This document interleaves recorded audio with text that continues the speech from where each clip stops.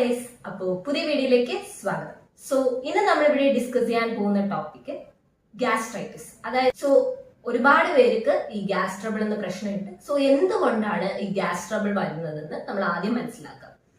So ഇത് ശരിക്കും പറഞ്ഞു കഴിഞ്ഞാൽ നമ്മളുടെ ലൈഫ് സ്റ്റൈലിലുള്ള ഒരുപാട് കാരണങ്ങൾ കൊണ്ട് തന്നെയാണ് ഈ ഗ്യാസ് ട്രബിൾ വരുന്നത്. അപ്പൊ കുറെയൊക്കെ നമ്മൾ തന്നെ ഒന്ന് റെഡ്യൂസ് ചെയ്ത് കഴിഞ്ഞാൽ ഒരുപാട് കാര്യങ്ങൾ നമുക്ക് തന്നെ കുറയ്ക്കാൻ പറ്റും.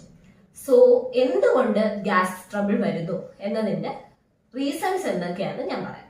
ഒന്നാമത്, നമ്മൾ ഫുഡ് കഴിക്കുമ്പോൾ വളരെ സ്പീഡിൽ ഫുഡ് കഴിക്കുകയാണെങ്കിൽ കഴിക്കുന്നതിന്റെ കൂട്ടത്തിൽ എയറും കൂടെ എൻ്റർ ചെയ്യാനുള്ള ചാൻസസ് വളരെയധികം കൂടുതലായതുകൊണ്ട് തന്നെ നമുക്ക് ഗ്യാസ് ട്രബിൾ ഉണ്ടാവാനുള്ള ചാൻസസ് വളരെയധികം കൂടുതലാണ്. പിന്നെ രണ്ടാമത് പറയുന്നത്, കാപ്പി ചായ ഒക്കെ അധികമായിട്ട് കുടിക്കുന്നവർക്കാണെങ്കിൽ ഗ്യാസ് ഒരുപാട് കാണുന്ന ഒരു പ്രശ്നമാണ്. മൂന്നാമത് പറയുവാണെങ്കിൽ, നമ്മൾ ഈ ഫൈബർ കണ്ടന്റ് അടങ്ങിയ ഭക്ഷണങ്ങൾ, ഫോർ എക്സാമ്പിൾ ഈ ബീൻസ്, ഓട്സ്, അങ്ങനെ പയർ വർഗ്ഗങ്ങൾ, ബ്രോക്കോളി തുടങ്ങിയ ഐറ്റംസ് നമ്മൾ ഒരുപാട് എക്സസ് ആയിട്ട് ഇൻടേക്ക് ചെയ്യുന്നു. എല്ലാത്തിനും ഒരു അളവുണ്ട് അല്ലേ? അപ്പൊ ആ അളവിൽ കൂടുതൽ നമ്മൾ അത് കഴിക്കുകയാണെങ്കിൽ അത് ഗ്യാസ് ഉണ്ടാക്കും. സോ ശരിക്കും പറഞ്ഞാൽ ഫൈബർ അടങ്ങിയ ഭക്ഷണങ്ങൾ നമ്മളുടെ ഡയറ്റിൽ ഏറ്റവും ഇമ്പോർട്ടന്റ് ആണ്. അതായത് ഇപ്പം കോൺസ്റ്റിപ്പേഷൻ ഒക്കെ അണ്ടർഗോ ചെയ്യുന്ന പേഷ്യൻസിനാണെങ്കിൽ ഫൈബർ അടങ്ങിയ ഫുഡ് ഇമ്പോർട്ടന്റ് ആണ്. പക്ഷെ ഫൈബർ അടങ്ങിയ ഫുഡ് കഴിക്കാൻ പറയുമ്പോൾ അത് ഒരുപാടായിട്ട് കഴിക്കുന്നത് നമ്മുടെ ഹെൽത്തിന് തന്നെ പ്രോബ്ലം ആയിട്ട് വരും. അതുകൊണ്ട് തന്നെ അങ്ങനത്തെ ഭക്ഷണ ഐറ്റംസ് ഒരുപാടധികം കഴിക്കുന്നത് ബുദ്ധിമുട്ട് ഉണ്ടാക്കും, ഗ്യാസ് ട്രബിൾസ് ഉണ്ടാക്കും.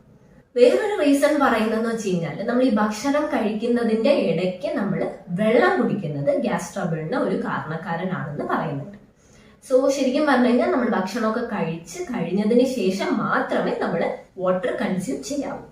വേറൊരു റീസൺ എന്ന് പറയുന്നതെന്ന് വെച്ച് കഴിഞ്ഞാൽ, നമ്മൾ രാത്രി വൈകി ഭക്ഷണം കഴിക്കുന്നു, പ്ലസ് നമ്മൾ വയറ് നിറച്ച് ഭക്ഷണം കഴിച്ചിട്ട് കിടന്നു കഴിഞ്ഞാൽ രാത്രി ഒട്ടും നമുക്ക് ഉറങ്ങാൻ പറ്റത്തില്ല. ഭയങ്കര ബുദ്ധിമുട്ടായിട്ട് നമുക്ക് ഗ്യാസ് ട്രബിൾ ഉണ്ടാവാനുള്ള ചാൻസസ് വളരെയധികം കൂടുതലാണ്.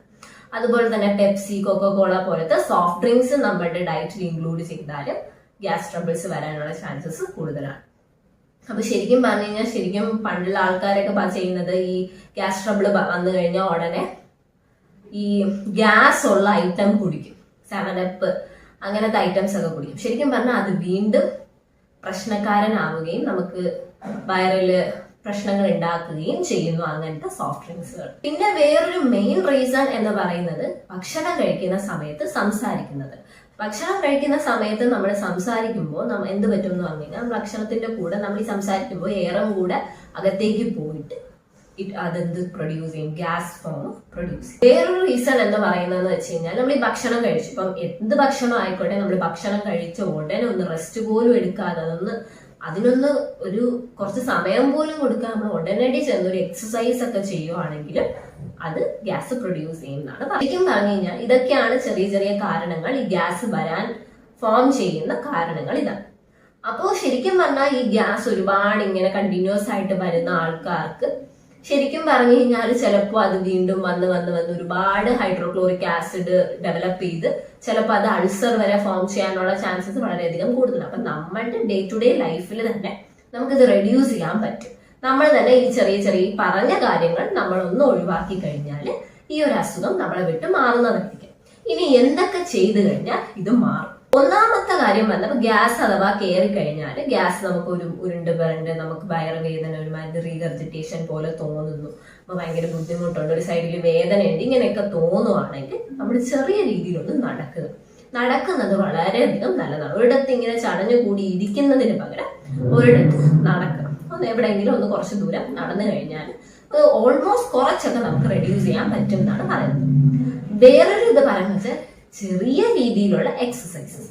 അത് ഭക്ഷണം കഴിച്ച ഉടനെ അല്ല, ഗ്യാസ് കയറിയിട്ട് ബുദ്ധിമുട്ടാണെങ്കിൽ ചെറിയ രീതിയിൽ ഉള്ള എക്സസൈസ് ചെയ്താൽ കുറയുമെന്ന് പറയുന്നത്. ഈ ഇഞ്ചി, ലൈക്ക് നമ്മൾ നല്ലതുപോലെ ഇഞ്ചി, വെളുത്തുള്ളിയൊക്കെ നല്ലതാണ്. ഇപ്പോൾ നമുക്കിപ്പം തിളപ്പിച്ച വെള്ളം കുടിക്കുന്നതോ അല്ലെങ്കിൽ അത് ചതച്ചിട്ട് അത് കഴിക്കുന്നതൊക്കെ ഈ ഗ്യാസ് ട്രബിൾസിന് നല്ലതാണെന്ന് നമ്മൾ പണ്ടുള്ളവർ പറയുന്നത്. അത് നല്ലതാണ്, അത് കുറച്ച് നമുക്കൊരു ആശ്വാസം ഉണ്ടാക്കും.